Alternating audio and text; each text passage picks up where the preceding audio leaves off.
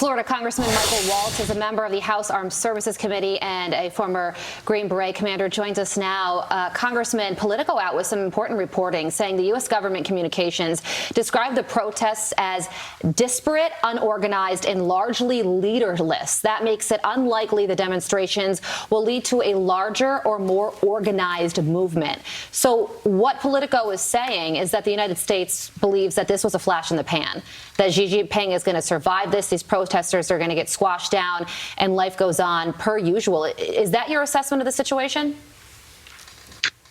I think it's hard to tell. We are seeing some shift in language from some Chinese authorities that are starting to hint at perhaps the new Omicron variant isn't that bad. They can relax some things. I think they're going to try to have a little release valve, particularly with the death of a previous Chinese leader, that the Chinese people are going to need to mourn publicly and in large groups. But Xi will stop at nothing to protect his rule, to protect the Chinese Communist Party, and to ensure that they remain in charge. And I would not be surprised to see a Tiananmen Square type crackdown. We need much stronger language from this White House. I hope to see that during the state visit with Macron, that we stand with you. And I'd like to see behind the scenes some help to these protesters in defeating the Chinese techno-surveillance state. You mentioned the meeting with Macron. President Biden set to host the French president at the White House.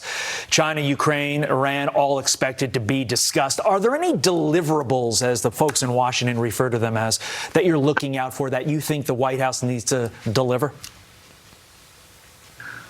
Well, I'd like to see a shift in Macron's position on Ukraine and on Putin. Macron has kind of positioned himself as the spokesman for Europe in dealing with Putin. I don't see how he sustains that, as Putin is literally looking to starve and freeze the Ukrainian people to death this winter. And as Europe is going to head into an economic crisis as they are starved of energy. So, pushing the Ukrainians to cave and continuing this kind of rapprochement he has with Putin, I don't think is a sustainable position. What I want to see from Biden is, hey, Europe, you need to step up and do more. The United States continuing to bear the burden of aiding the Ukrainians. Enough is enough. Germany, you need to do more. France, you need to do more. This is your continent.